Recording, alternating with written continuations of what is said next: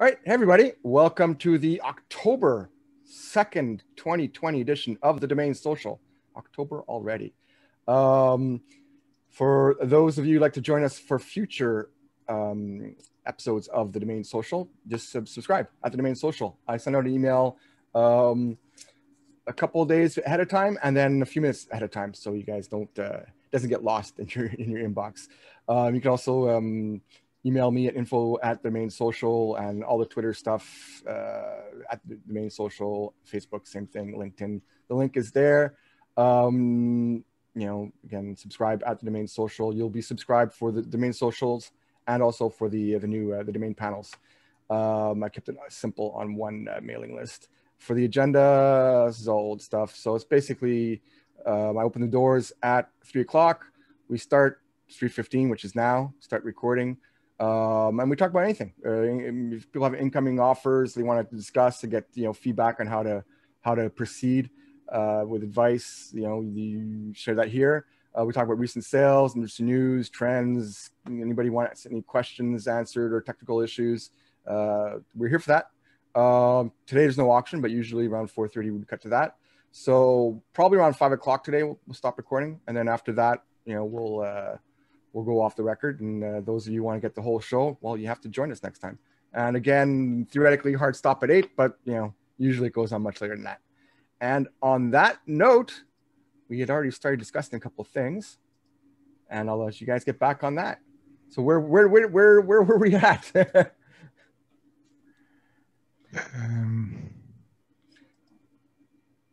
It was either COVID or the politics. Yeah, no.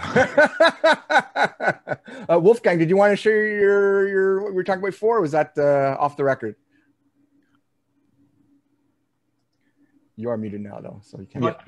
So I think I had taken the original conversation to this idea that I got this email from GoDaddy that really didn't look any different than if someone would have got my email address from the old Who Is record, except that it came from GoDaddy and it said, here's an email, respond to it. It could be totally fake, but per ICANN requirements, we're required to forward this to you. Yeah.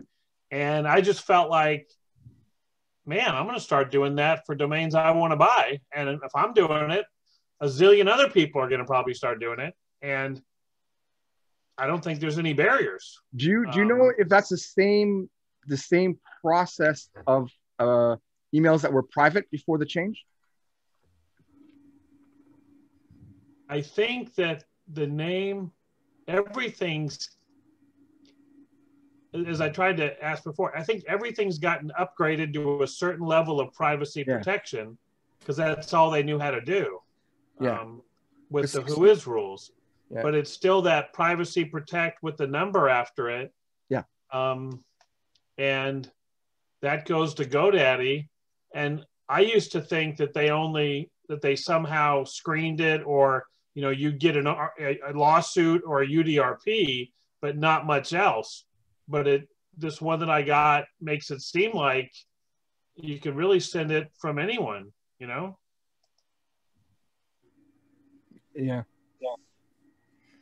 So I just didn't know if anyone knew the rules. It's interesting. I mean, theoretically, it hasn't changed from or the process. Whether maybe the email address is a little bit different, I'm not sure. But the real question is, I guess, whether end users will realize that they can still contact us through that. Like over the years, last couple of years, I've made significant number of sales via just email Who Is contact. So I guess now the fear on my end is, will those continue? Will the end users kind of figure that out? I think it'd be awesome if end users did it. I'm thinking I'm going to get bombarded by people that want to build me a website or buy a fourletter.com for $10 or all that junk. You know what I mean? Yeah, because I think my understanding is that feature has always been there. Yeah. And it's there mainly for legal purposes because, and I know this from my own personal experience in my job, that if someone has an trademark infringement on their domain, then we want to be able to contact them and let them know. And, you can't just hide behind a wall of privacy and be doing something illegal. So I think it's not advertised because they don't want people to abuse it. But yeah, it is being abused because I've gotten some emails recently from people trying to do front running and sell me domains they don't own yet and stuff like that. Yeah, I'll probably use it because I know, like in Estabot, you know how you use that tool in Estabot where you can pull up the email addresses of people that used to own, I don't know how old the data is, you know, names similar to yours. And I used to sort and just kind of disregard the privacy protect ones, but now I'm going to send to them because, I mean, heck, why not? Yeah, I know I've done that before to contact people, but yeah, again, like for us, it's pretty easy. And just my worry is how hesitant will end users be to actually use that sort of cryptic email to reach out. Well, they don't know about it. Yeah, I mean, yeah. Well, end users don't even know about Whois. That's why they're paying GoDaddy $69 for the domain buy service, which is going to send an email to that address, right, Keith? Pretty much, right. Yeah. Unless it's registered with them. You know, it's like we used to, or maybe some people still do. We used to put in our registration details. This domain may be for sale or something. That was a big trend for a while. Maybe it still is. On the off chance, you know, the random chance that an end user might look up our Whois and see those words there and then contact us. That's what I'm doing. Okay. Because a lot of them will still show the organization line. Right. Oh, yeah, that's true. I mean, it doesn't hurt. That's the only chance I have. But how? Okay. But do you get inquiries that way from that? What? Page? I may never know because they may go to pagehow.com and then just click the contact me button or something. So, but my feeling is all I need is one. So why not? Yep. Why not do it? You know, it's not hard. Right. You never know, so why not do it? Right. But I mean, I wouldn't think that it's generating a lot of inquiries, or you know, that it's something that everyone should be doing. Otherwise, they're missing out or something. But well, it depends on the size. I guess it depends on the size of your portfolio. I mean, theoretically, I mean, I know last year I ended up with several sales because of Whois. Oh, okay. Yeah. So, I mean, mind you, it also depends whether, you know, you have a nice lander or not. Like, I mean, maybe they go to Whois when the lander isn't there. So in fairness, maybe I got a little bit more than the average person because I wasn't as organized back then. So yeah, that could be for that reason too. Do you guys know if this is the final solution to the Whois changes? Or it's not even called Whois anymore, I don't think. But is that? So I know with the was it GDPR? All this was started, and they were trying to find solutions. Is this the final one, or? Well, privacy has always existed. There's always been this issue that if a domain was under privacy, even in the old days, without mandatory privacy, then it was hard to contact the domain owner. So they always had this system that there was an email there that went through the registrar, and that was the way that you could contact the domain owner. Yeah, but I was actually talking more on a global level for the Whois. Like, are all emails going to be masked going forward, or is it just because I know they did I think a lot of registrars did a kind of I wouldn't call it an emergency, but a rushed solution so that they would be in compliance with GDPR, right? Yeah. And in theory, like, there's no reason why. Like, I'm in Canada, many of you are in the States. I think some states are state by state. They have some new laws, but in theory, there's no reason why they can't show my domain name. Because I don't think there's any laws for Canadians. Well, the way GDPR reads is that if a European resident accesses your service, then and you show, you know, personal information, then you're liable.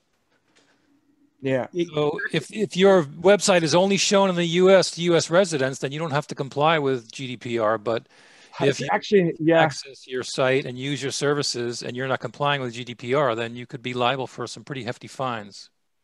Yeah, I think it's and it's even weirder because for the GDPR, it's a European law, and I think it covers all European citizens regardless of where they live. Like, I mean, a European citizen in Canada or the US, I think, is still covered. I think it's really strange because it covers all their citizens in theory.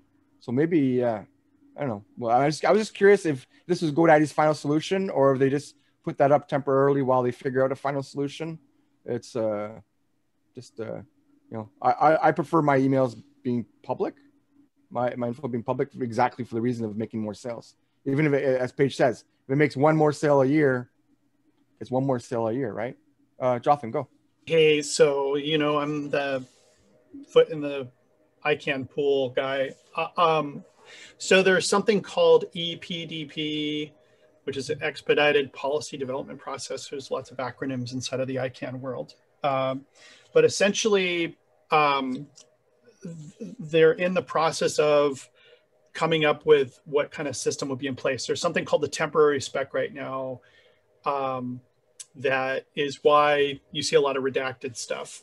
There have been privacy laws in effect for a very, very, very long time in Europe, and GDPR created a clarification on that along with some financial consequences. So it didn't actually create the, don't display the who is or make sure to respect privacy thing so much as made it like, you better be doing this or it's going to cost you a lot. And registrars are in a position where they're a data provider, and there are certain rights and responsibilities on those people to make sure that any personal information that's been collected, that they're able to allow privacy scrubbing for their people who furnished it to you and be able to tell them how it's being used.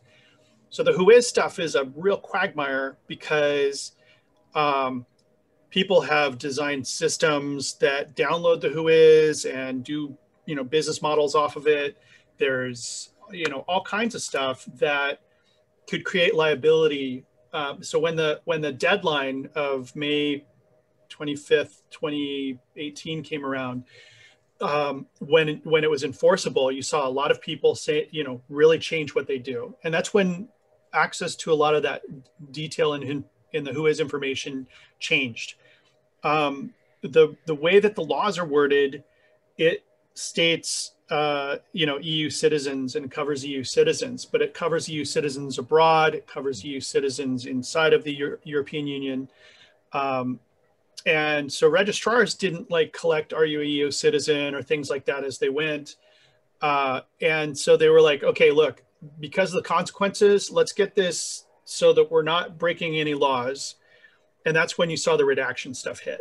It's just because there are existential fines, like one fine. Yeah, millions of dollars, yeah. Oh no, it's like 4% of your gross receipts or X million dollars, whichever's larger. And it's pretty bad. So, registrars are really trying to fight a way forward to make it work. And it's a big quagmire because they don't connect. And you've got companies like Domain Tools and other like security research firms and people who, or antivirus companies who had, used this to help protect the average internet user. You've got intellectual property interests who, want to be able to reach out to people to see if they can, what they should do about if they think there's an infringement. And, it changed everything. So it's been disruptive, I think, to domain owners and investors in that, we want people to be able to reach us and contact us. We also want to validate, if a domain's being represented to us for sale, that it's a legitimate owner. So, there's all kinds of things that changed about the who is as a result of the consequences of GDPR. And that's still being worked through. Hey, Jonathan, I got a question for you. Mm-hmm. When we take inquiries, whether it's from Dan or FD or Uniregistry, do you think they're handling this for us? Or do you think they're saying, hey, we're not really holding the data, you are, so your data custodian, policies are on the line? Yeah, Dan, like so Dan is based, I believe, in Amsterdam or in the Netherlands. And so if you read your agreement, and I should read it more closely, they explain the purpose of why they collect data. And, when you look at an invoice, you see information on that invoice when you have a sale. And a lot of times it will contain information about European citizens if they're the buyer. If you're in the EU or a EU citizen covered by GDPR, you are also protected on the seller side. But I am not an attorney. I am not giving legal advice on what to do. But you'll see very frequently that people will be, changing what they present or don't present.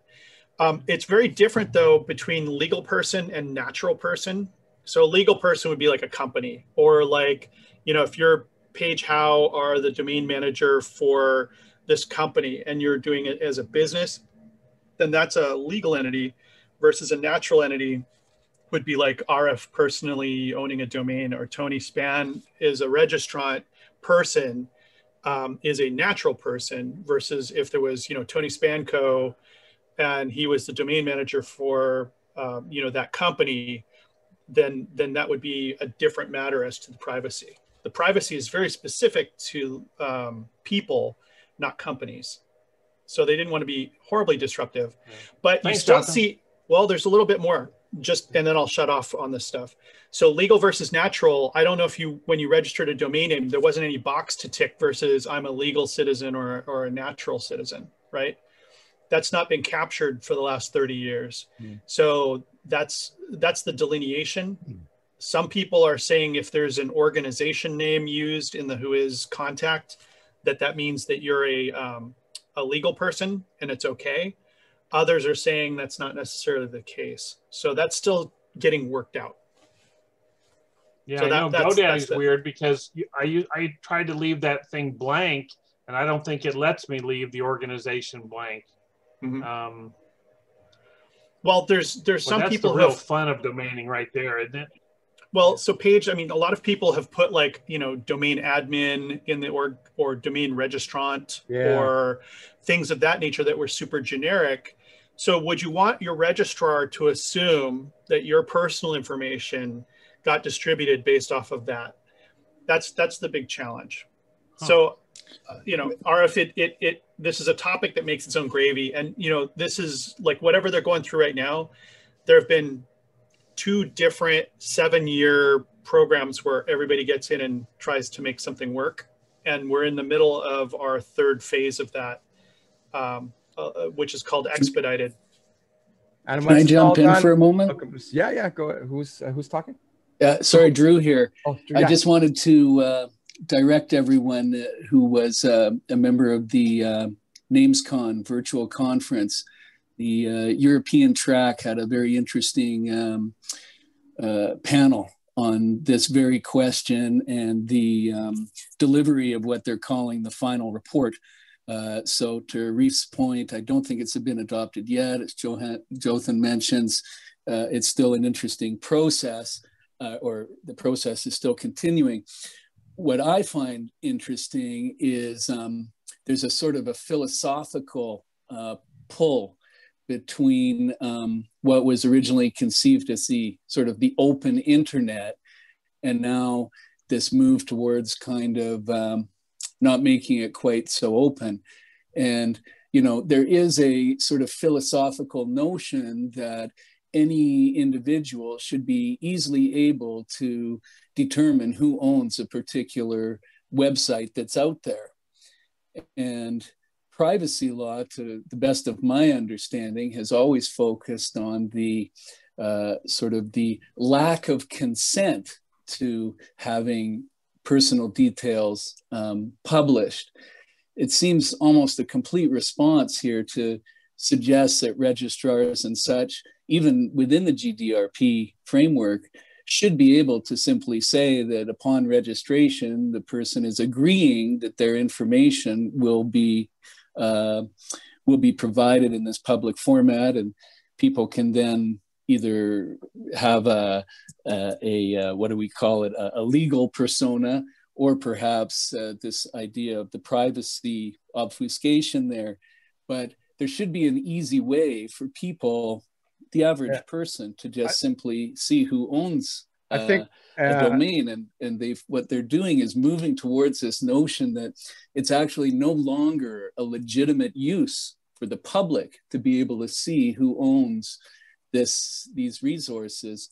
And it's being sort of focused on, law enforcement, and someone has broken a law or is accused of using the site in some sort of nefarious way, and that's all a legitimate use to peel back the WHOIS piece. Yeah. But for the person at home, and speaking for myself just as a domainer, I certainly noticed, there would have been 3, 4, 5 inquiries maybe a day on names that have now completely dropped off. And there's no easy way that's immediately recognizable when you pull up a WHOIS record of, click here, to contact the owner.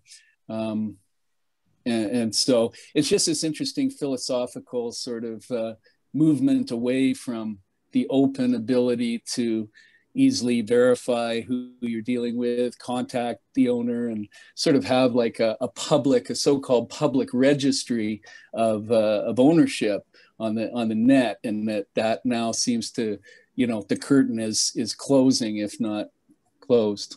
Yeah, I mean that's always going to be like the big debate is like the right to know who's publishing something versus the right of that person to have their privacy. I think ultimately the big problem with GDPR is exactly what you're saying, is that the law was made outside the scope of just domains, right? So it's a general rule for all data, personal data for Europeans.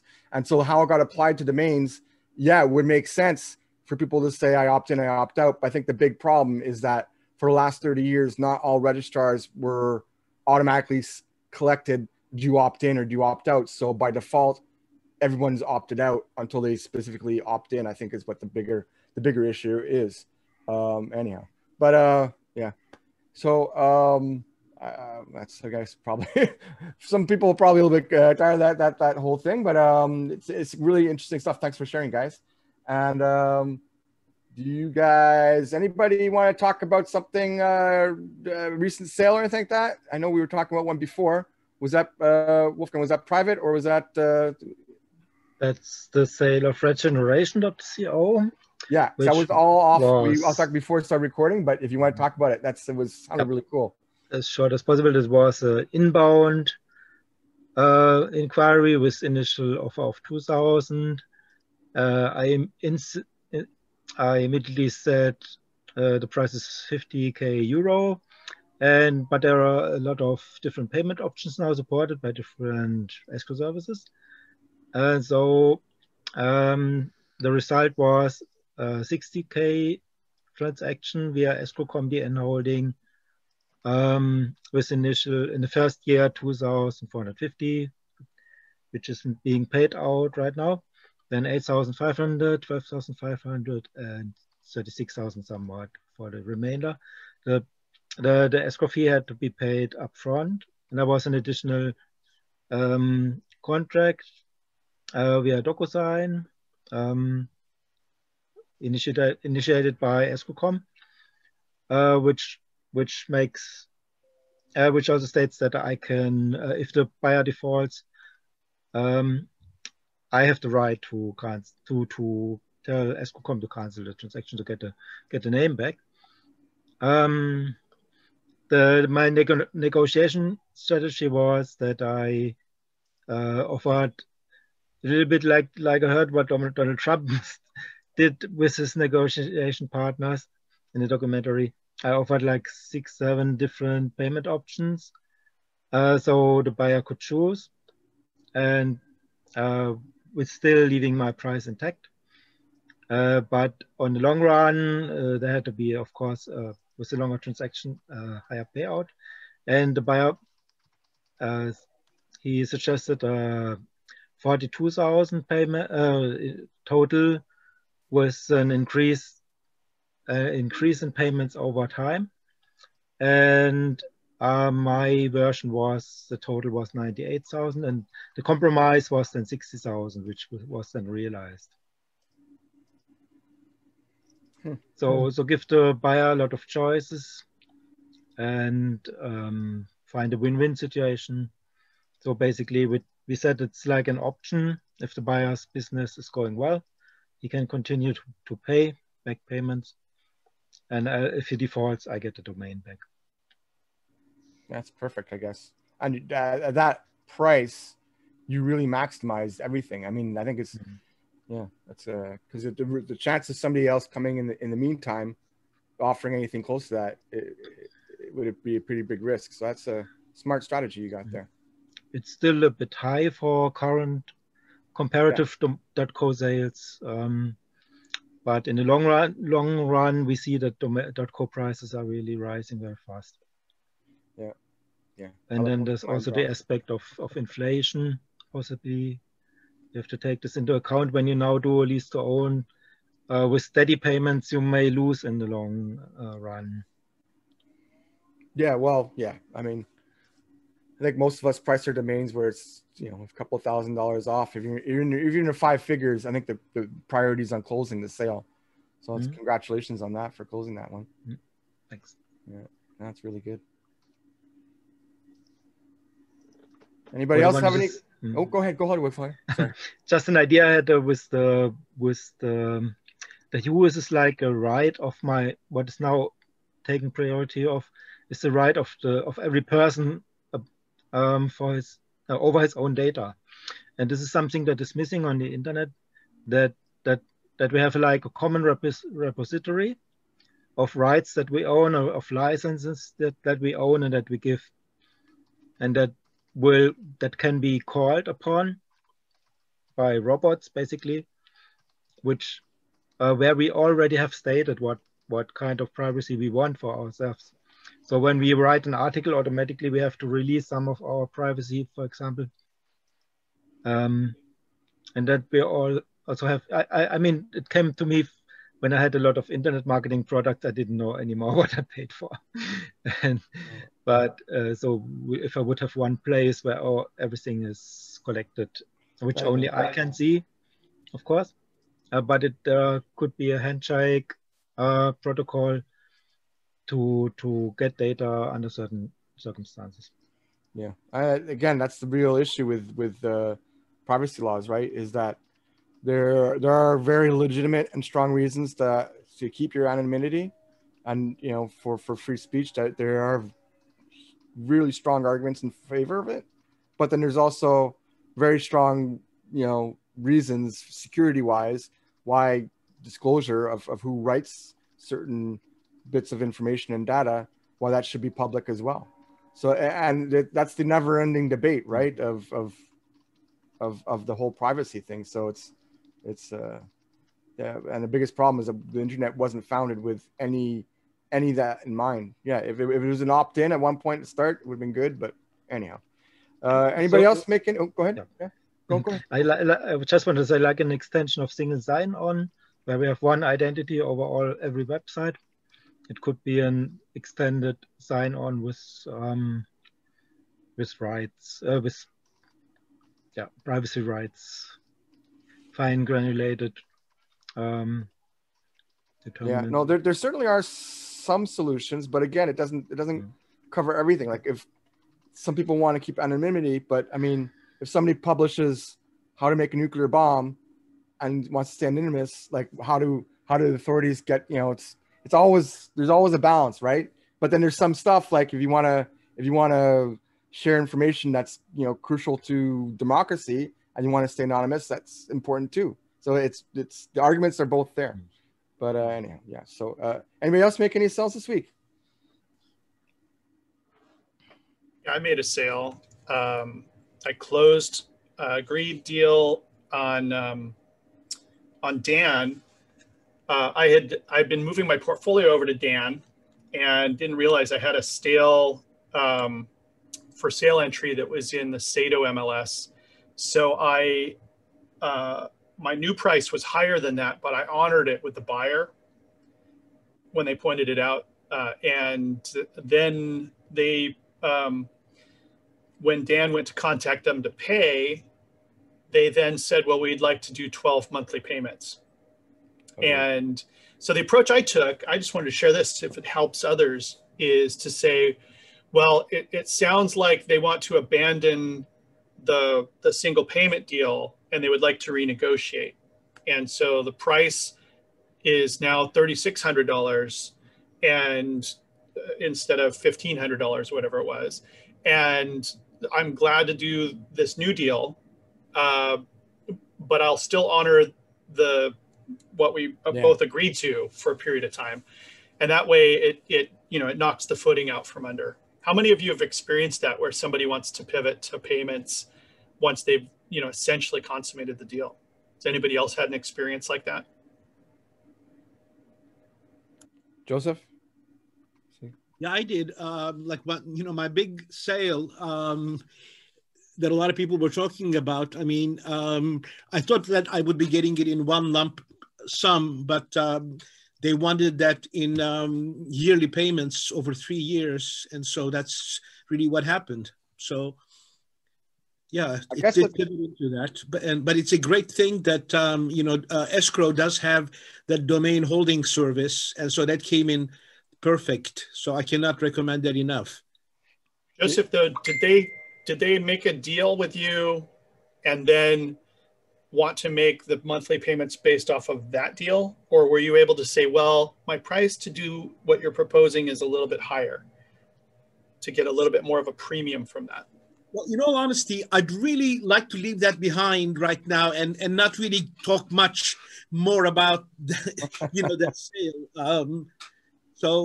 But that's really what happened. But everything worked out beautifully. Let's just leave it. Well, I'm glad it's got a happy ending. I'm still curious, though, to the crowd. Have any of you had that where, you essentially strike the deal and then they say, now can I make payments? Yeah, I'll jump in. I get it to make payments and then also when to close. And so because everything is verbal in emails and stuff like that, and we take the most optimistic outlook when someone says, would you take 2,000? I've had to learn that doesn't mean that they're offering 2,000.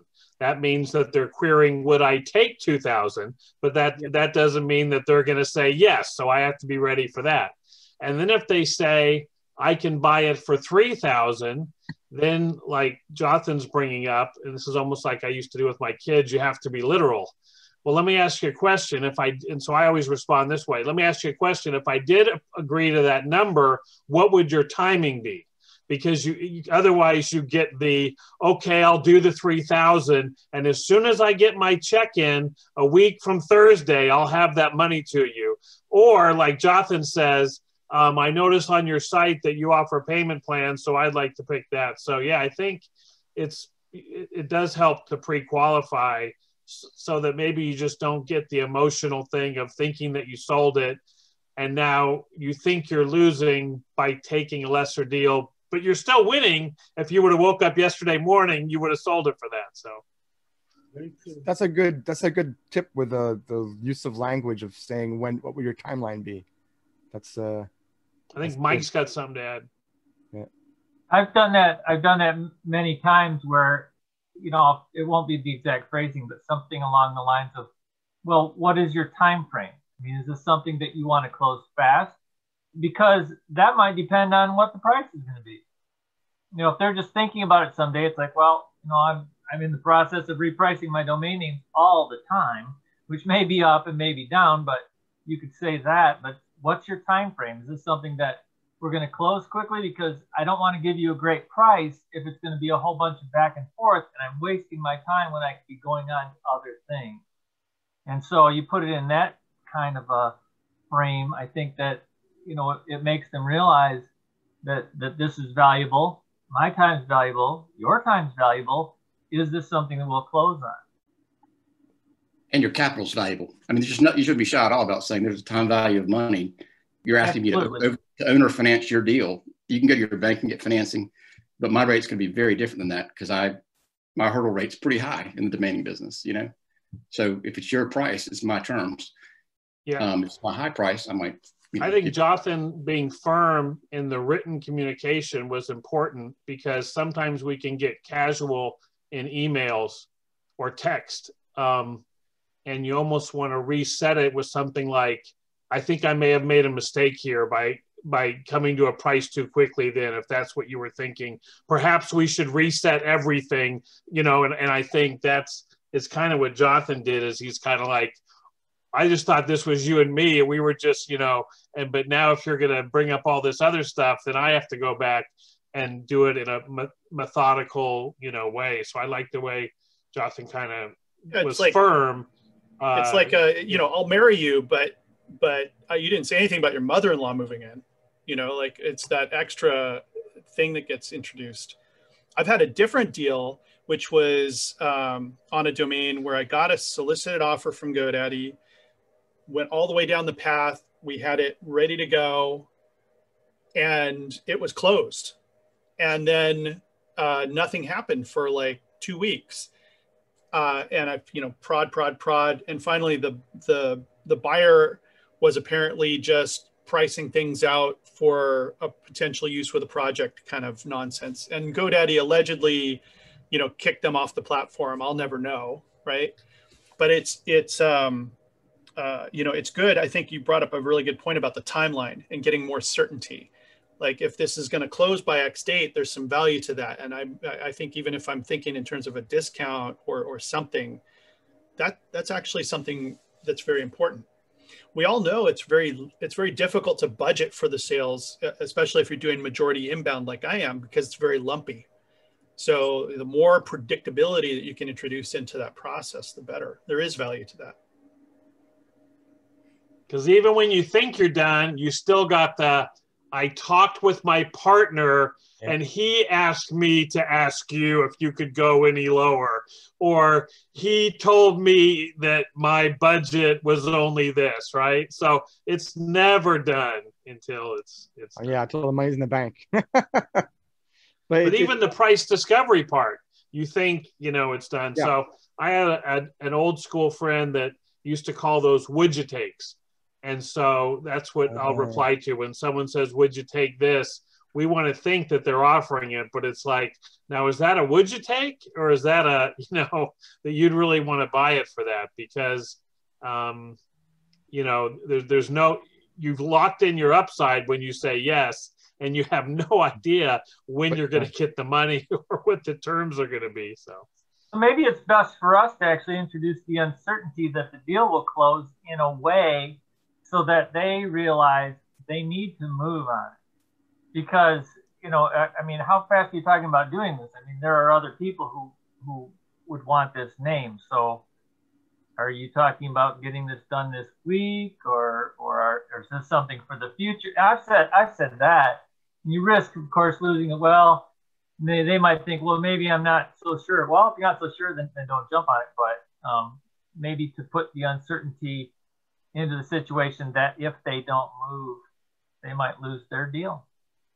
I've done this with folks who suggest, you know, that introducing the concept that there might be another buyer.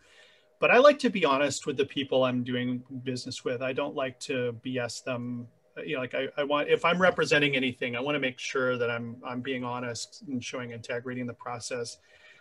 So there's probably a way to build that urgency. Nothing builds urgency like a competition in bidding. I mean, we see that manifest all the time in the auctions, right? The trick is, if you're in the deal flow and you've essentially agreed to terms and you're in the process of consummating, you know, I absolutely want to make sure that I'm operating with integrity during that process. Well, in general, but specifically in that process, because you don't want something to come through and undermine that or dispute, right, to be introduced. Absolutely. And I'm not suggesting that you say there's another buyer if there's not another buyer, but that, you know, other people might be interested. I mean, somebody could be interested in the name, but I agree with you. And I've even, to the extent of, I've been in negotiations with somebody and they're like, no, all I'm going to pay is this and such. And it's like, well, I really need to get more than that. Maybe I'll reach out to others and see if I can sell it for that. And if I can't, maybe I'll come back to you. And then when you do that, though, when you're reaching out to those other people, you can say with all honesty and all ethics, I've been in a negotiation with someone else. We didn't come to terms. You know, you probably even would want to say, I wanted to get this much. They're not quite offering that. And if that person happens to have some association with the other person, then they'll know you're acting with integrity because they'll relate it to the other person. It's like, well, it doesn't sound, you know, he's looking to sell it and he's trying around. and I don't know how often that's happened that way, but you know, when you're being above board, you're not going to be discovered for not being above board, I guess is what I'm trying to say.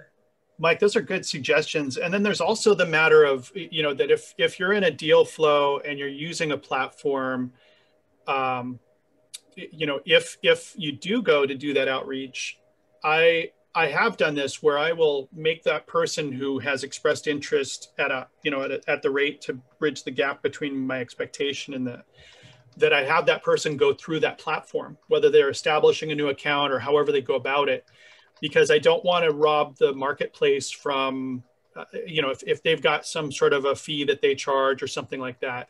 Sure. I want to make sure that that's also got integrity. I like your approach though, because you're not lying, you're being honest, and that's really important, I think, for our industry and for the process. And if I'm reaching out to someone after something like that happens, and if it did happen to come to a different platform, I will say, for example, if you're already working with Afternic, Uniregistry, whoever it happens to be, if you're already or I might say with the broker, I might say it that way, then continue to work with the broker, and I won't. You go ahead and do that. But that also tells them something. It tells them something, I think. So. Yeah. Well, thank you for entertaining this. This is a great discussion. I think, you know, for somebody viewing this on YouTube, wanting to know more, you know, about how this goes, and they can fortify it with DN Academy and learning some of this. I mean, a lot of the integrity that I hear when I talk with a lot of you seems to come from the personal integrity. We all communicate as a community, but I also see it trained a lot in the DN Academy material, you know, talking about operating with integrity. So it's a good deal. It's funny with the payments, because for me, I've quite a few deals now that I've closed, but I still haven't had one with a payment plan. But it's funny because a couple of times I got to the point in a negotiation where, you know, things we're getting close, but not exactly quite there. And I know full well they want to, you know, own the domain from day one. There's some buyers, you know, who just, you know, want to own that domain. They don't want it to be an escrow. They don't want it to have any clauses. They want it in their account no matter what. And you get that feeling especially if you built something out in the past, you can get a feeling for those people.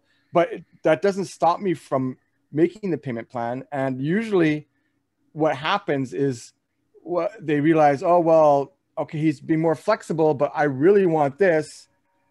And they'll just, when I make that offer, they'll just say, okay, we'll do one-time payment, you know? And that's usually kind of a way to kind of call their bluff of like, you know, okay, we won't really pay that. But, you know, when you offer them friendlier terms and it's not something they want, they kind of have no choice but to agree to the previous best thing, you know, that was on the plate. And, you know, it doesn't always work out, but I have to say for me, more often than not, once it's gotten close and I offer, you know, a payment plan, they're like, okay, no, we'll just pay the cash amount. And that's it. You know, usually I think the amount I would do would be like, I would switch it from, like, if it was cash price was 3,000, then like the payment plan would be like maybe 36 total. But it was never too much more that it was really about the money. I think it was just more about the convenience, you know. But making that offer of a payment plan, even if you have no intention of doing it, you know, I mean, obviously they might actually take the payment plan, but if you price it properly, you're making more money in the long term anyways, right? So it's kind of a win-win either way.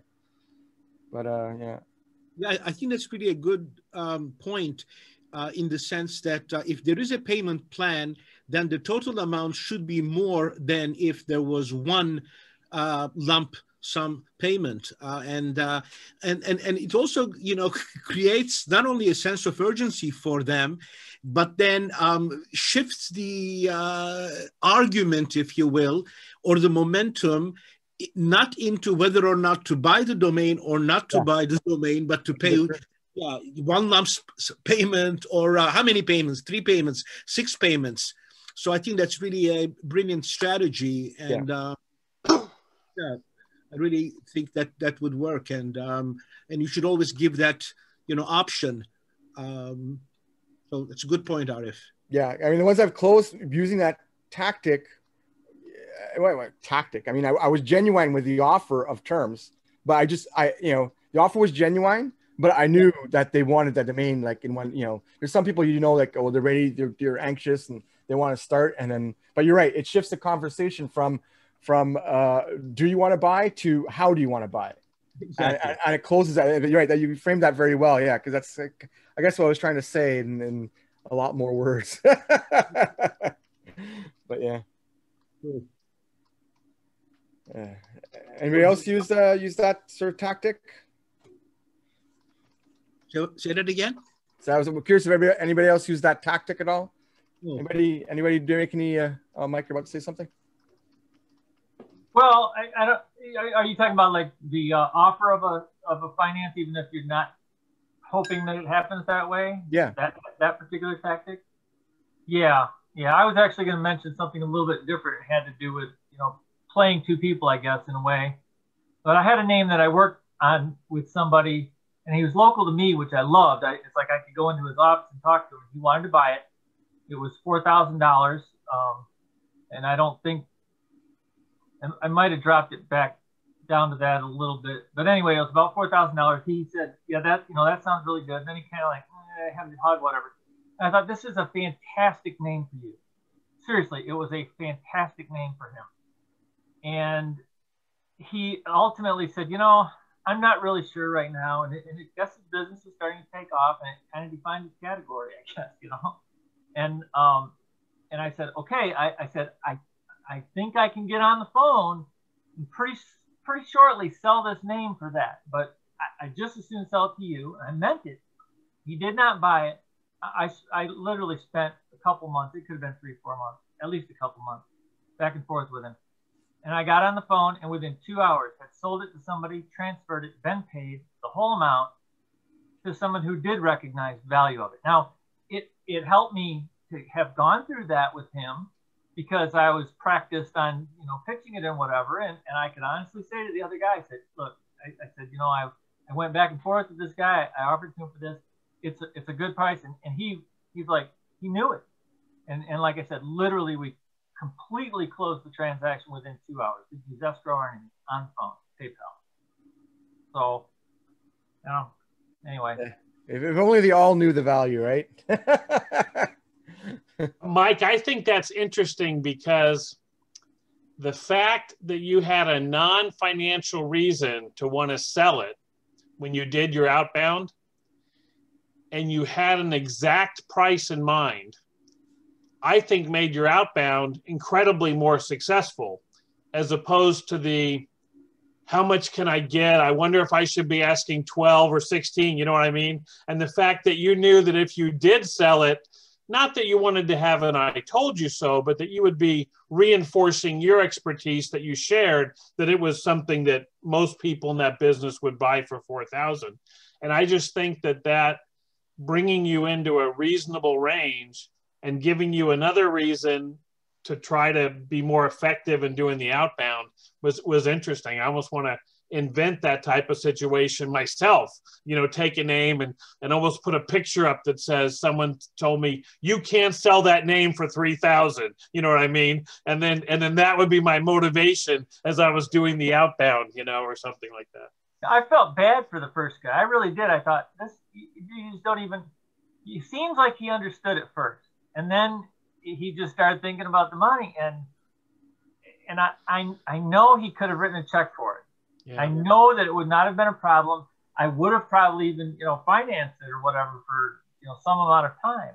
And I felt bad. And I said, this is a good price. I just like, are you sure? Yeah, it's fine. It almost be like if someone mentioned a name at a social and everyone's like, 1,000 is too much for that name. You'd be so energetic to sell it in the next couple of weeks to be able to come back and say, Yeah.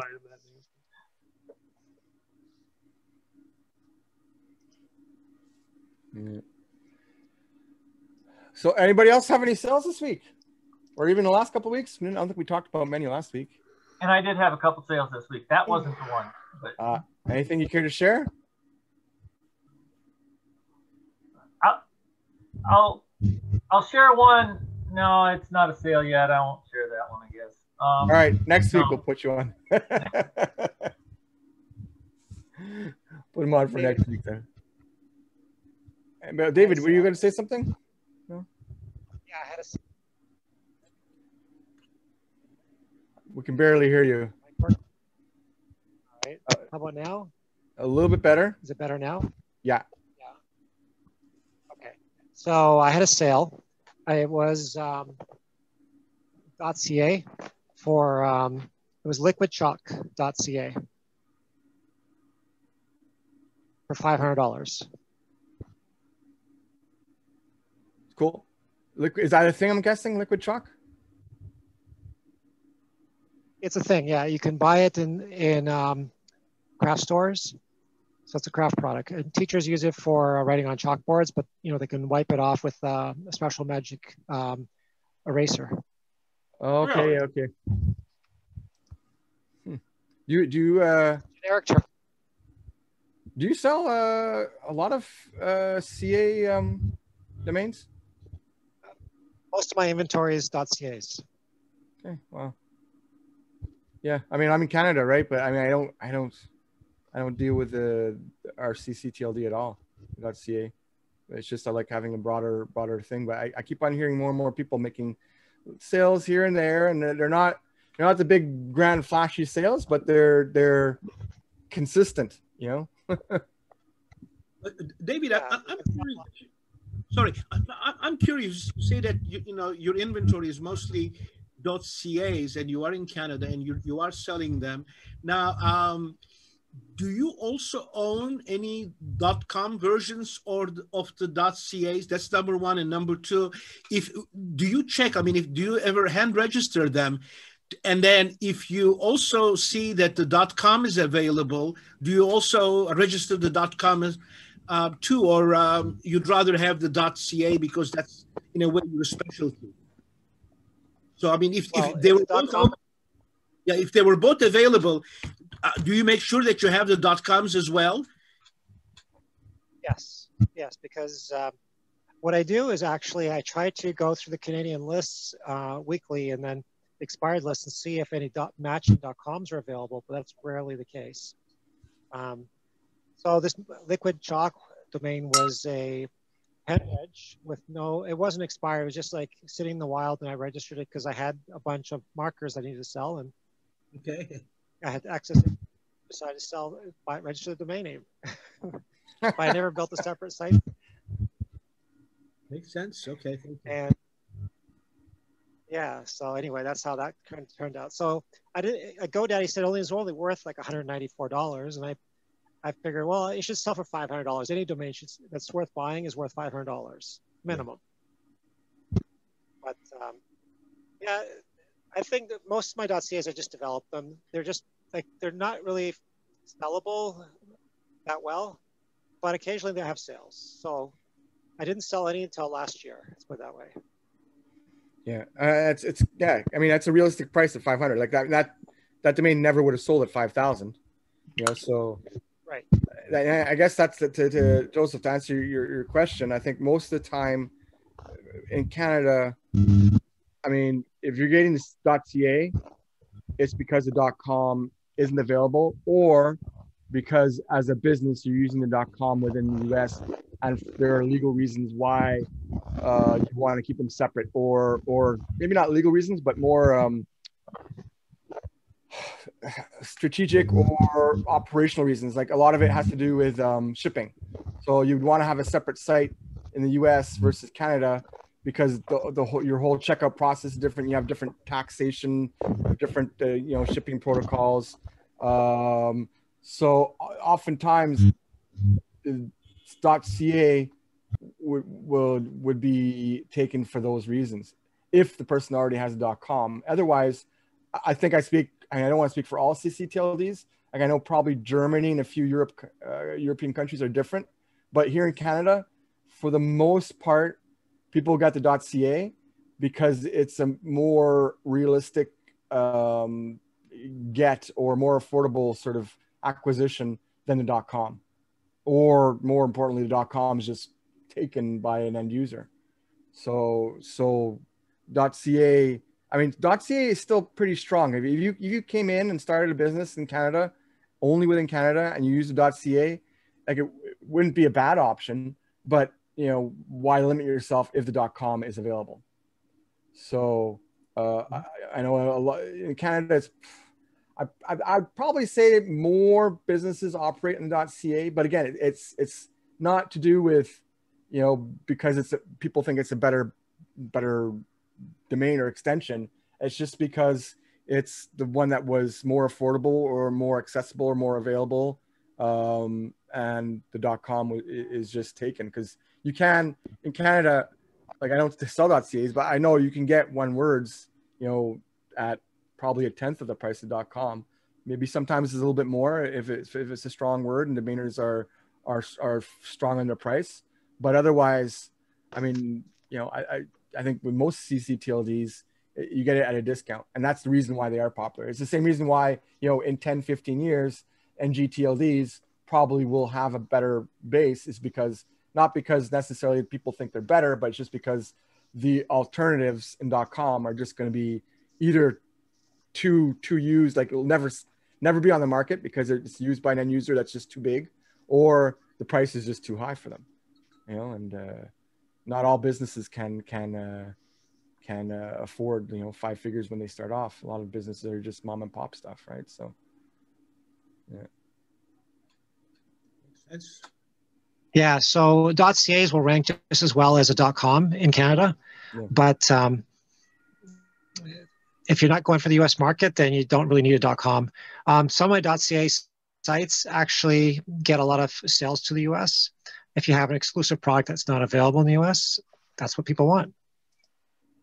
Maple syrup. Hockey, yes. Hockey pucks. Yeah, hockey pucks. Yeah, hockey pucks. Hey, Arf, that'd be a great question. Do you think new gTLDs will be more popular 5 years from now than they are today?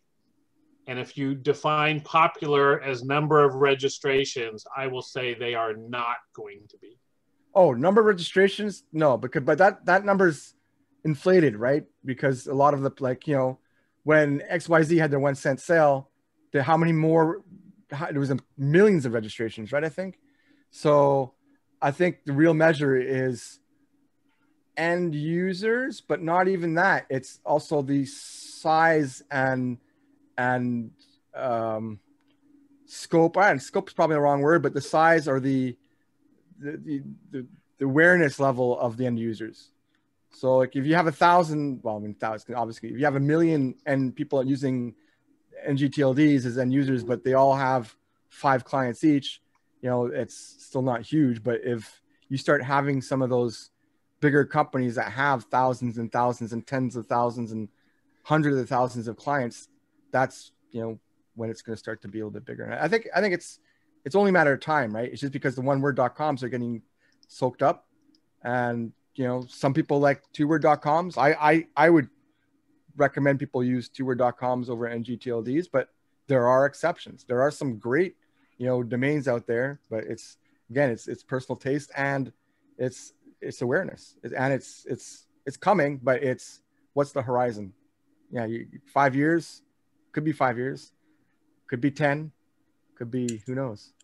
Are you guys, anybody here, you noticing any more and more ngTLD companies online? Has anybody bought anything from a company operating on ngTLD, product or service? Yeah, for sure.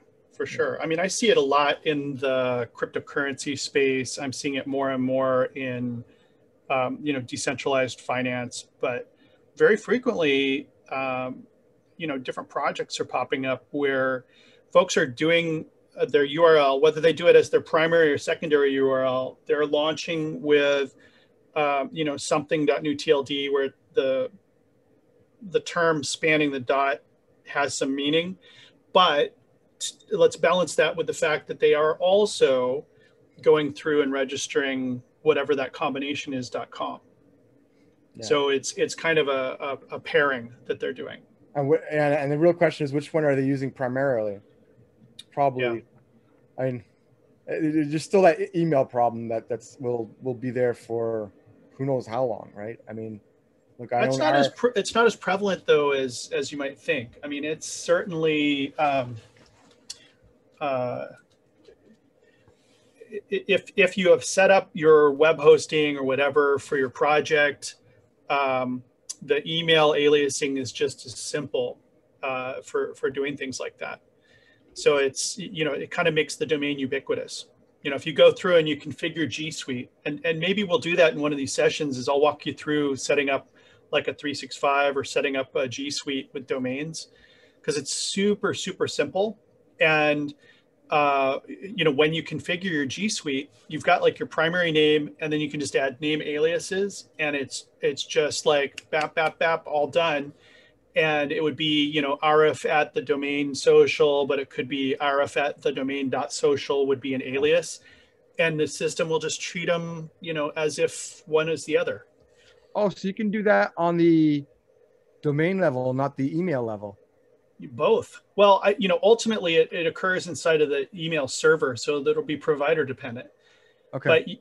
But like in G Suite, in Office 365 and other major email providers, that stuff just gets dealt with. They realize that this is a need, and they're suiting that need.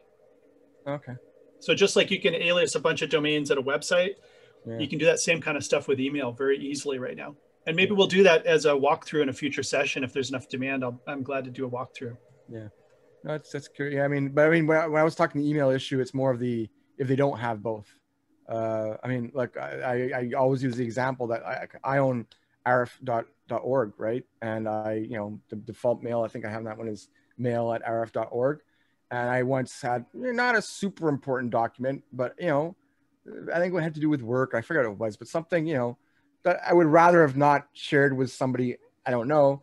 And I send it to myself, but at the wrong email address, at at mail@arf.com. I'm like, as somebody, as a domainer, if I don't get that right, how many other people are getting that wrong? You know, so I kind of stopped using that one. But yeah, it's I don't know how many. What do you guys all think? How many more years do you think it'll be before people start to actually stop to consider, is it really .com before sending that email? Are you guys there today? Or I'd love to hear anybody's. We heard the other day in one of the talks about bleeding, just calling it bleeding of email versus leaking. So, but if for one person who has some .cos, what do people find to use the best counter argument for that? And the only one I've ever heard is, you know, you might just have a, if it's, you know, something product.co, you'd have productmail.com as the email, or just something that's very specific that could never be confused by dropping that M at the end. But how has anyone dealt with that as an objection to the .io or the .co, the email leakage? Is there a good counterpunch to that? I mean, I have many .cos. I don't have the end user perspective, but in my opinion, when the .co has special affinity across the dot, so either it's a very short .co, so the shortness of the .co in relation to the .com is more striking out, or there's some rhyme or something like this, then or meaning, then it's more memorable that especially this is the version with the .co and not the .com.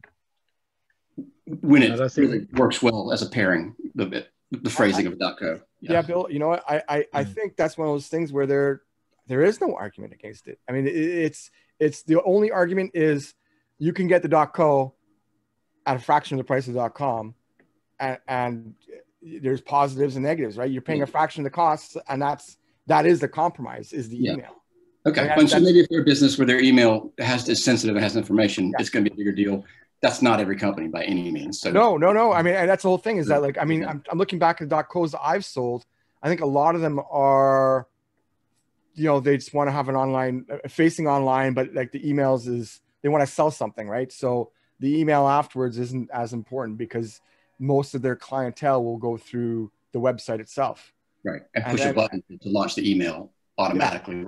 typing it Well, in. yeah, and that too, yeah, and beyond that, after I mean, after sales support is important, but I mean, it's not critical. You know what I mean? Unlike corporate emails where they back and forth. Yeah. Okay. So I'm just curious. I haven't sold any of my .co's to what would be like a corporate where I think that would be a serious issue. I don't think we're at that point yet where people could use a anything aside from .com for that reason. Maybe .net. I mean, look at angel.co. This is very high. Angel.co. Yeah, it's a directory of startup contacts. Yeah. Where this is very relevant if it goes to the .co or the .com. But the .com is owned by Michael Saylor. Yeah. But even then, if it's a listing of people or of companies, then that's still kind of public facing and can be done without needing too much of a corporate sort of back end, because no deals will be done on that email. They're kind of just bringing people together. But yeah, no, it's I don't know, Page 5 years maybe. You said that would you bring up 5 years because that's what you think it's going to be, or just as an arbitrary? Well, Page is bidding on something. I think he was really, kind of starting a good conversation, and I think it's going to vary on the TLD. It was an entirely different time in the internet for .com, but it took 10 years for .com to get adoption. Now, granted, there really wasn't much going on as far as the internet. So that was, they're kind of hand in hand with respect to, the growth and adoption levels. But I often people tell me I'm like, very Pollyanna-ish on the new TLDs. There are some that are good. There's some that are less attractive. It's going to depend subjectively on who you are. But, it's very difficult to gauge at 5 years old how good a pro athlete's going to be, right? I mean, even at 10 years old, how good is that pro athlete going to be? And we're sitting here contrasting, Michael Jordan against some people who are still in little leagues. It's hard to tell which the pro athletes are going to be. There may be a breakaway that happens that we couldn't have possibly expected. I've seen the technology pivot in my 3 or 4 decades in tech that surprised me along the way. So I think .com's doing a great job, and it's king. And, but there may be something that comes along and really surprises us. Yeah. And we don't know what that is yet. Yeah, it's funny because there are some that should provide us with a baseline of what's to be expected. I mean, like .biz. .biz should be a good baseline. Like, I don't know how in use it is. I remember when I went on a trip to Mexico many years ago before I was a domainer, or maybe I was starting domaining. And I can't remember, it was Mexico or wherever. Anyway, so I went somewhere down south, and on the side of one of the boats that was going by with like water skiers or banana boaters, whatever it was like a 20 character .biz. Like, okay, is he making business from this? It's like, I have no idea. But I mean, .biz has been around since, I want to say, was it 2002, 2004? When did .biz launch? 2001. 2001. So, I mean, that's the answer, right? I mean, is .biz a commonplace? Like, if you go outside right now and you talk to 10 random people and say, something .biz, will they remember it an hour later when they get home? I will tell you that at least locally here in the Seattle market, when I see .biz, it is very, I would say, like blue collar use. Like, I'll see it on elevator repairers or gutter blocker installers, or a lot of construction, a lot of like repair and services, and real roll your sleeves up kind of work. So there's people who are using the heck out of .biz, and it's widely used, but it really, I think the people who had it really didn't put a lot of money behind branding it. It was like, we're here, we build it, they will come, and they'll, We're that new candy bar in the checkout aisle that you may grab along with a magazine or something. They didn't ever position themselves to be the purpose you go to the store. They came in as a Me Too brand, or I'll get this if the other ones aren't available. Maybe not even that. It's just what they probably went to GoDaddy, and GoDaddy goes, well, the one you want is not available, and here are 5 choices, and that was the best choice. And there are probably people either who had no interest in paying more than $20 for domain, or didn't even know it was an option. Yeah. Well, now they're the same company. So, it'll be interesting to see, how that plays out now that they are, now GoDaddy owns .biz. So it'll be .biz too, .co and well, nobody owns .co, but the but the rights to it. Yeah. But they're operating the registry, and they have .biz, .us, .in. I could riff for a while, but it'll be interesting to see how that plays out across the next, year to 5 years. Yeah. They just completed a new, they've gone through a process at ICANN called subsequent procedures, and they just have a document out for comments where that comment window closed, where they've basically, in 2012, people could come in and apply, and there was a set of rules around that. So that's where we ended up with all these donuts names and Minds and Machines and all these other companies operating new TLDs. And the question has always been, okay, that's great. I wanted to get one. When does that next window open? And by finishing up with this process and polishing that off, it means that very soon there'll be another window. Now, soon in ICANN terms could mean 36 months. Or 36 years. Well, and it's interesting with the process, there's people who are really motivated to get them, and there's people who are really motivated not to get them. So if you could picture the old video game Donkey Kong, where there's one donkey up at the top, or the gorilla up at the top throwing the barrels down, this ICANN process probably has about 14 different monkeys up at the top dropping barrels, and about 35 different Marios trying to climb up. It's really complicated. And, but it's, we could be as close as 24 to 36 months from another application window, which would mean, maybe another 36 to 48 months before we start to see some new TLDs coming. Potentially. All estimates, though. Yeah. Hey, we had somebody bringing this up. We talked a little bit about inbound offers and stuff. Arif, as far as timing goes, do we have time to talk a little bit about outbound or learning about outbound? Or would you prefer that we do that after the, or No, it's on topic. There's no deadline. There's no whatever it is. Okay. There's no auction today, so we can go a little bit longer. I figured we'd probably stop recording somewhere around when the auctions would usually end anyways. So there's no hard stop. It just, unfortunately, I don't think Jason or I don't know if anybody's. I saw Eisler here for a moment. He was here for a hot moment. I think we lost him. Yeah, that's the problem. I think most of us don't do outbound. But yeah, what's the question? We can try and cover it. Yeah, so Jason, why don't you unmute and introduce yourself? Who was it who asked the question? Jason in the chat was asking a lot about this. Maybe it's he's in a place or she's in a place where they can't talk.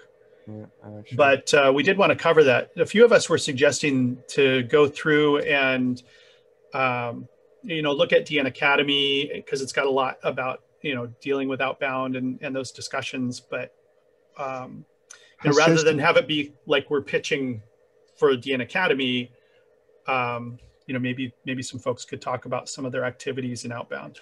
Yeah, that's what we're here for. I just don't know how many people here.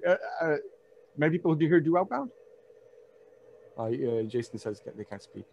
Yeah, so I don't know who does. I do occasionally. I don't do it as much as I should or could probably. But I'll pick up the phone and I'll generate, a list. I'm not the most organized person, so I can't quite do it Eisler style. And I really refuse to get a whole bunch of auto calling lined up to keep calling people. But I will make lists of prospects and work the phone. Oftentimes I'll send an email if I have it that says something about it, so that when I call them on the phone and they say, no, I'm not interested, I've already sent the email and it can just be there. I don't like to, I don't want to send an email afterwards when they tell me they're just flat not interested. But I've sold names by doing outbounding, by calling specifically people that have a .net for a .com that I own. And I'll tell my price. And oftentimes you don't necessarily get that price. But again, it's one of those things. It's like, well, if you're interested, I mean, is this something that you would be interested in, and close on it? And then I'll stop calling people. You might be at the top of my list, and you're one of the first people I'm calling. But if they say, well, that sounds kind of good, let me talk to. Okay, well, when will I hear back from you? Because I'll stop for a moment and set it aside and put it in a folder. And for a couple of days, set it aside while you talk to your partner or whatever. But I've had some success with that. I don't sell super high value names, I guess, but I've sold several $100 names and names for several $1,000s doing that. Yeah, that's one thing. Here, I'm trying to look at the chat. Sorry, guys, I don't often check the chat because I'm just working on a few things, but I'm just looking now. Yeah, and that's the thing with outbound, is that you have to realize that it's not easy, and you're, unless you have a fantastic domain, most of the time, most end users don't need that domain. Like they're already using something. Most people don't really see the need for having a second domain, and you got to be able to sell that really quick, and you have to be able to recognize those buyers. But I know when Jason was here and he's talking about doing outbound on his own portfolio, he doesn't get the same value I would get as somebody just taking inbound, but he more than makes up for that with volume.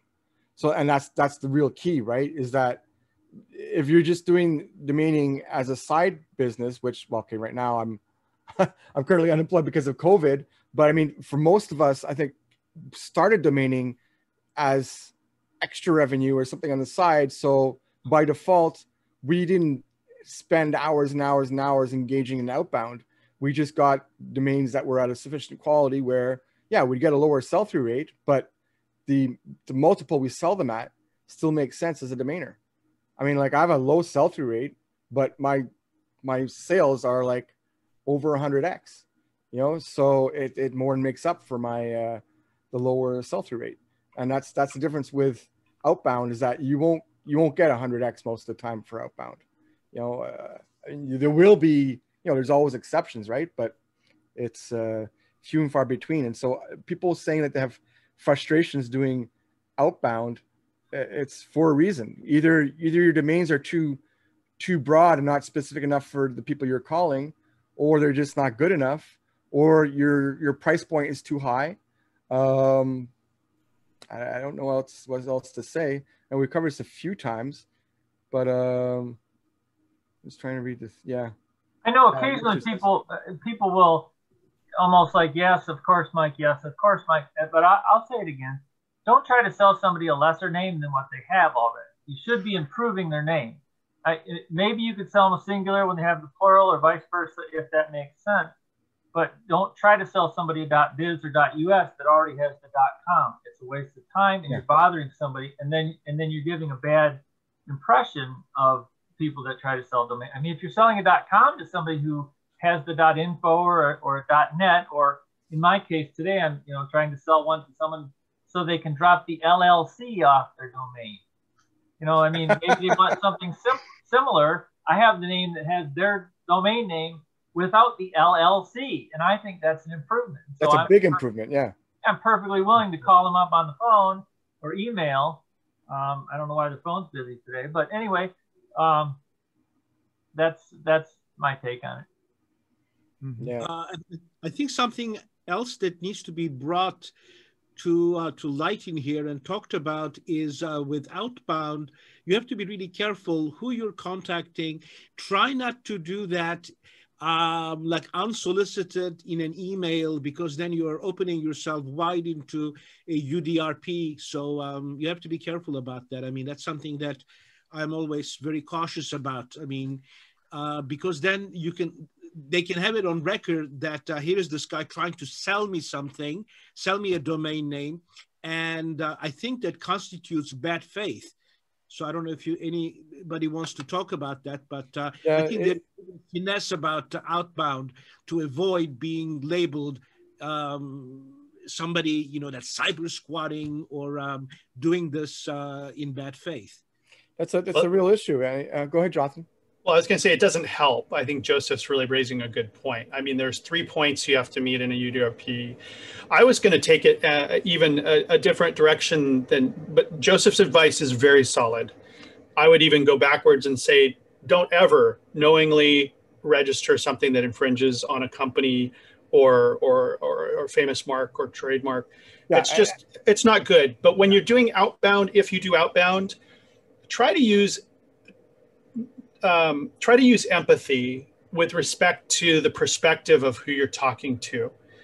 I get quite a few offers when I register a domain name or for domains that I hold, where somebody really believes that they're presenting me a superior name. And, I don't know what kind of oregano they have in their pipe, but it is not something that it's not a shared belief, and it's not going to add any value to me. It's just literally, it looks like something registered within the last, 10 to 15 days that is close to a name that I own and have owned for 10 or 15 years. And that's nothing more than irritation, really. That's not going to get me anywhere. But if it's something that's truly valuable, maybe it's a way to shorten or eliminate a word from my name that I have as a primary URL. Maybe it's some line of business that I'm in that would be accretive to my business. You have to really think these through and curate those conversations. I really don't do as much outbound because I think it's a lot more work. There's a lot of things you shouldn't do. You need to be very careful not to do. And Joe raised one of them. I think there's probably a list of those. There's also, a matter of doing your research ahead of time. Who are the people or potential buyers? I know that there's some tools that you can use to help find people with similar domain names, and then reach the right person inside of those organizations. And these are all things that you need to factor into outbound efforts. Yeah, I think that, yeah, and just to people who are asking, I mean, the two best tools out there are the simple tools, Google and I think LinkedIn. Those are the two I hear, come up all the time. And yeah, there are more technical tools that can help, find detailed, contact people, whatever it is. Sometimes it costs money, but I mean, if you'll find almost anything you need on Google or LinkedIn for contacting people. I think also going back to the trademark thing, it depends on the domain, right? There's some that are generic, which is fine, but again, like if you're targeting a company like with something very specific, and they have that brand already or something very close to it, yeah, that is trademark infringement. And yeah, most people who do outbound kind of get away with it because they're asking prices below the cost of UDRP, but it doesn't mean that it's the right thing to do. So, I mean, I can't really endorse that, but again, it depends on the domains. And that's one thing, if you're starting to do work on domaining, is understand what is a trademark issue and what isn't, because there's lots of stuff that are totally fine to outbound, even if it's similar name, because if it's something generic, then it's something that can't be trademarked. But again, I thought I just saw Tommy Butler waving his hand in the air. Were you waving it like you just don't care, or did you have something to say? I was going to say something that I do with names that I've had for 7 years, 10 years, that bit longer. And I totally agree with you, Jonathan, with regards to the trademark carry on. It's how do you bypass that without putting the barrier up? And one of the things that I do is I turn around and say, the owner is retiring, and we are the, we are the brokers for this business, et cetera, and that tends to work, because you're not going in saying we've got your domain name. We're turning around and saying the owner is retiring. we're the digital marketing company for this firm, and therefore this name is going to be made available. Is it something that you're interested in? And you do get sometimes a nice response back saying, yeah, thanks very much. You know, sometimes you don't hear anything back, but it's, to me, that sort of approach also protects you by no just going out and saying, do you want to buy the domain name? If you're turning around and saying the owner's retiring and, you know, make up a nice wee story with regards to it, with the name being 7, 10, 15 years old, and then, you know, if somebody's doing a lookup, they know the name's 10, 15 years old, so they totally understand that somebody's retiring, and that happens in business every day. So that's the sort of thing I do. I think the only issue with that is that if ever it did go to URP and it's found that they find that it's not true, that could be held against you. Yeah, Tommy, I know you handle a lot of portfolios for people where this is actually the case, but you know, I think Araphrase is a good point. I don't think you're suggesting to people to make something up, right? No. So if I'm it's just saying it's, you know, it's we done a talk with insolvency practitioners on the radio. There was a practitioners conference who deal with insolvencies and bankruptcies and stuff like that, and also people that were retiring that were selling their businesses. And these were some of the things that we put across with regards to it at the talk, because some of the things are, if a business goes insolvent and you know the insolvency practitioner is sitting there going, can you dispose of these names? Now, it doesn't matter if the other firm's got the trademark. The names belong to the insolvency practitioner, and it's up to them what they want to do with them.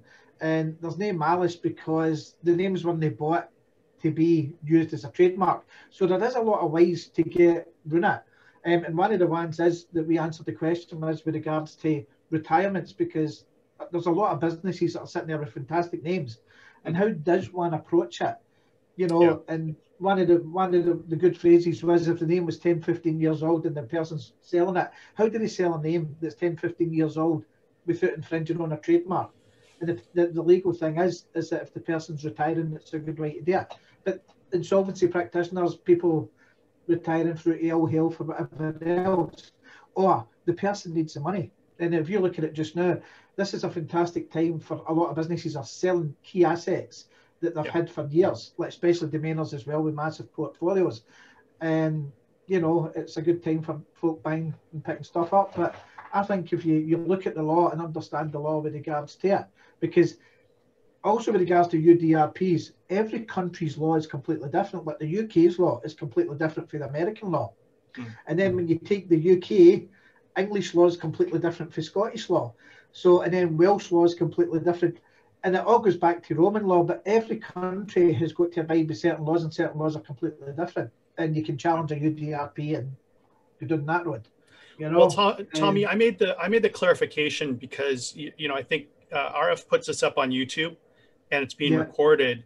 And you know, we talked a lot about the integrity here of work, because we're talking about outbound. I'd hate for somebody to come through and say, because I know, Tommy, you legitimately do this for, you know, insolvency and the situation. I would hate for somebody to come through and say, oh, okay, oh, well, yeah, they're retiring. Yeah, you know, and make something up on the fly, which I think would be a bad experience. And I wouldn't want some newcomer to doing outbound or this process to start making something up and say, oh yeah, Tommy Butler told me I should do this. You know, or that guy said I should do that. It's a good way I learned this here.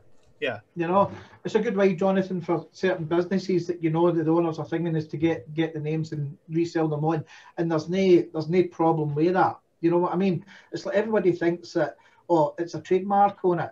But, you know, if you look at Santa Claus, I think there's 75 trademarks on Santa Claus. Sure. Now, you know, and one of them was actually for the term toys. So you've got to look at the business, the model, who's got the domains and stuff like that. And buying and selling domain names is a legitimate business. It's commerce, you know. So as long as your wording is totally correct and spot on, and it's the way that you phrase it with regards to the letter that you're sending out, that's what you've got to be careful with. You know, don't leave it as a death trap where a lawyer reads it straight away and goes trademark infringement sort of thing. So you have got to make sure that your letter is up to the same quality as lawyers and everything else, that you're not infringing on the trademark or anything else. It's got to be spot on. And that's when you've got to be very clever with the wording. And that's what I'm saying is you've got to be very clever with the wording to make sure you're not infringing on trademark. Well, in your case, you're getting exposure because people recognize you as an expert in this, and they know maybe you've already helped a friend or somebody who's retiring. A lot of times these portfolios are domains that have been registered well before a trademark, which, you know, it'd be very challenging in a UDRP situation. One of the things you have to prove is, you know, knowingly registered. And when you've got a registration that predates by 10 years, sometimes 20 years, a trademark, there's no court that's going to suggest, you know, that the registrant got in a time machine and, you know, decided to go back in time and register that domain name. So as you're getting into these retirement solutions where people are wanting to maybe exit their portfolios or even divest of some of these pieces, you are exactly following what I was talking about with respect to the empathy role. You are getting in there and providing them something of superior value or quality that they may not have had access to and wouldn't have any recourse under UDRP or other you know, trademark entitlements. So you're actually doing something that has an incredible amount of value to people. I've had a good few C&D letters, and some of them coming from major organisations, right? And one of the ones I can talk about, I'll not mention the name, but I'll talk about it. The company dropped the name in 1999, and we bought it in 1999. 14 years later, they hit me with a C&D letter with cease and desist, and it was a major organisation, hundreds of millions of pounds. And I went to my lawyer, who's a trademark specialist in the UK, and he turned and said, first thing that we're going to do is, he had a look at their trademarks and went, they don't have a trademark for this particular, but they had it for everything else apart from this one word. And he says it's illegal under the law for them to use other trademarks to then use that as a way of getting your domain name in the UK. It's illegal. It's seen as a fraudulent offence. So he went straight away to the Patent and Trademarks Office and complained about their trademarks and that they were using their trademarks to try and get our domain name, right? They then had to back off, and I still own that domain name today, and I know that it bugs them rotten that I'm sitting with it, right? And the fact that they used to own it, they hired the top trademark guys in the UK, and they had to walk away. And it cost me $4,000 to defend it, but that $4,000 was well worth it owning the name. So if you've got a real lawyer who knows about trademark law, knows about, you know, you can attack their trademark and get it lifted if they're not following the same rules and everything else. So just don't think if somebody's going to say we've got a trademark with us, they've got to make sure that they're using the trademark correctly. They've got the wording correctly on the letter and everything else. It's got to be 100%, or else you can object to it and you can actually get their trademark deleted. And it's also, I don't know how it goes in the States, but in Scotland, if someone uses a trademark to try and use it to get your intellectual property, it's a criminal offence. It's a fraudulent criminal offence. And you can get them charged with it. So I don't know how American law is, but that's Scottish law. I would keep you talking all day because I really enjoy the sweet symphony of your Scottish accent. I have Scottish family and I absolutely love it. I think this is a great segue. How many of you, maybe just, for those of you with cameras on, lift your hand up, read about the space.com case this week and that outcome? What and well, so this a person owns Space, SPASE.io, tried to get a hold of SPASE.com. So I'll just say Space. But that site has been built out, I think. I'm pretty sure. Is it? Well, it's a domain owned by Ms. Jello, Igal, who is not longer with us. So it's the family, the trust of Igal Lichtman. Okay. And so this person reached out and, wanting the domain. And basically the entrepreneur, the Silicon Valley entrepreneur with the .io domain wanted to get the .com domain. Yeah. Tried to buy it, didn't like the price they were told when they reached out to inquire about the domain, then proceeded to file a UDRP and just claimed entitlement. Really entitled approach to it, and they actually like documented and printed out every single step to this in Twitter. Does somebody in the chat have a link to the? If somebody in the chat has a link to this, you can also see it on DNWire. But this is a case where the domain was registered, I think in 2004 or 2005, maybe. I'm going from memory, and my memory isn't what it used to be. So the .com was registered more than a decade ago. The trademark for the domain, I think, is a provisional or is only recent within the last year or two. So there's absolutely no way this UDRP would have fallen, should have fallen out. And then they got reverse domain name hijacking awarded with this. Good. But it was a really just a definitely worth looking at. I think Frank Michlik and Anthony Kierlo put the link to this in the chat. But this was an interesting thing to watch this week. You can really see, a company owner. I have a little bit of empathy for a company owner who wants to go out and get, like one of those domains. But in this case, they did. I don't think they conducted themselves with integrity on their part. The IO owner. Space.com, could be argued it's almost a 7-figure domain, maybe almost definitely. But would you know what they were asking or what they were offering? Well, I think it was spelled over an S, not C. Yeah, I think it was 15K. What they were asking. I'm not sure what was offered for Space.com. Yeah, spelled over an S, not C. Oh, okay. SPASE. Yes. Okay. Yeah.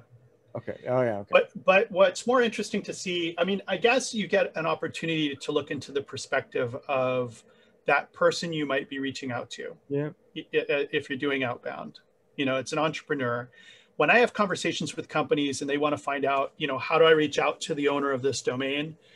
The domain still to people is just part of their story, even though it is like the right domain can really make a big difference. The domain name is plumbing as part of the overall. It's not like they're all end all be all. Even if their company is branded that way, however it is, the domain name is not as important to them as their business or their objective or whatever they want to do. It is a means to getting there.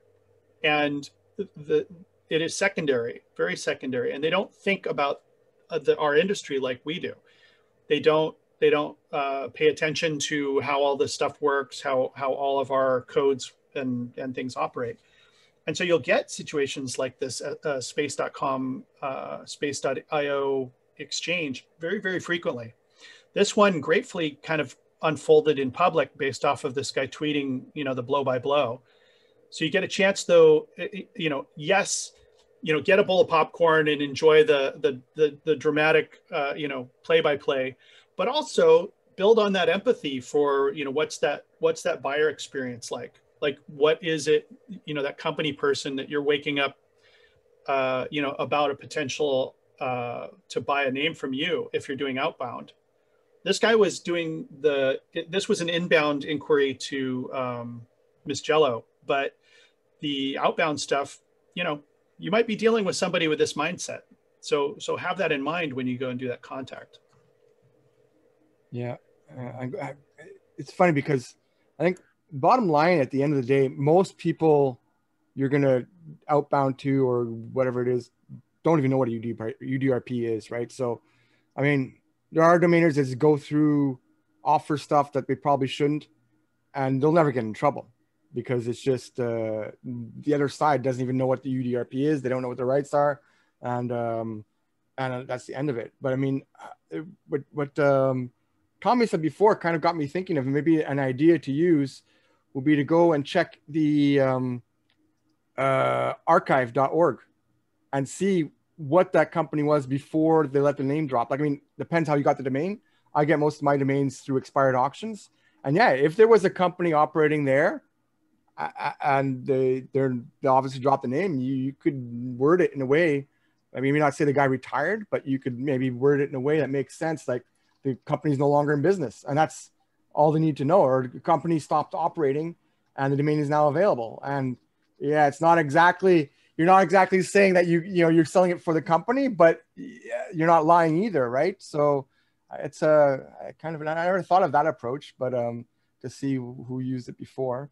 But I just think about the ethics of outbounding other people's domains, saying I'm posing as a broker, and then you send out an email to potential buyer who has a registered trademark for it.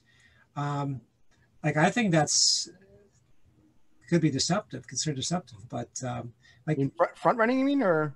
Yeah, like, or is it done in collusion as a way to evade the, oh, he's offering it for sale because he's got this one broker who's outbounding his names anonymously. Oh, you mean getting somebody to outbound to something that would either be a UDRP issue, yes, but not actually being the seller. But it's and you're going to, that's legal matters that I can't. Yeah, like I've seen this, and like I'm trying to connect the lines, and like is this? But again, it's going back to one of these things where you'll likely get away with it, but it's not necessarily legal either, right? Like the moment you're in cahoots with a person and you're doing something, you're trying to sell somebody their trademark, it's not technically, it's not legal. Of course, it's not legal, but I'm just trying to figure out: is there a way to figure out, like maybe this guy's using an alias or something like that? That's what I'm trying to figure out. Yeah, I mean, yeah, I think brokers are required to state that they're not the owner when they outbound. Yeah, I mean, I guess it would depend on where you are, like what laws cover where you're living. But I think I would think that brokers have to declare that they're not the owners. Yeah. Is there anybody here? Yeah. Well, that's where that third party, intervening third party is part of the solution to that, because you kind of you may be diffusing your exposure if you're a company doing the outreach. One of the best disclaimers that I've seen for this, has to do with some verbiage on this is for inbound stuff, but it's where you say, by submitting an offer, you're confirming that neither you nor the organization on behalf you're acting claims legal right to the domain name in discussion. That way you can always show that and say, hey, yeah, they reached out, but they didn't, they lied about, who they were. If they would have contacted me saying, that they had some rights in this, I would have treated it entirely differently. You have the opportunity to say that if it goes to UDRP or something, because I think, Jonathan, as well, you can actually put a bit of text at the bottom there saying that the emails cannot be used. There's a sort of Latin term that you say, and you put it on the bottom of the email, that the emails that you send back and forth cannot be used in a court of law and cannot be thingy to anybody else, and it's legally binding.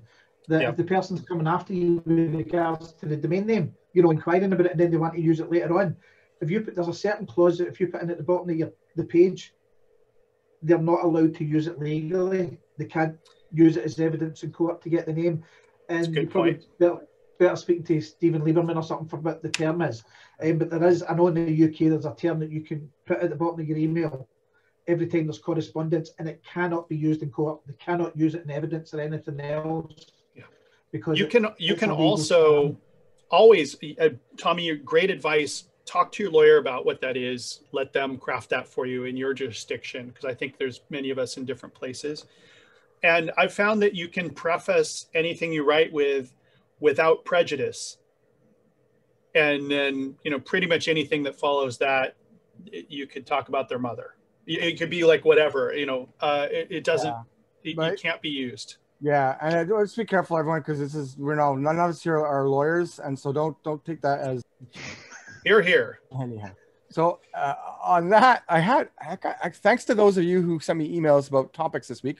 I actually kind of lingered on a bit. There's one interesting kind of a two-part thing. Adam sent me a question, just regarding geos,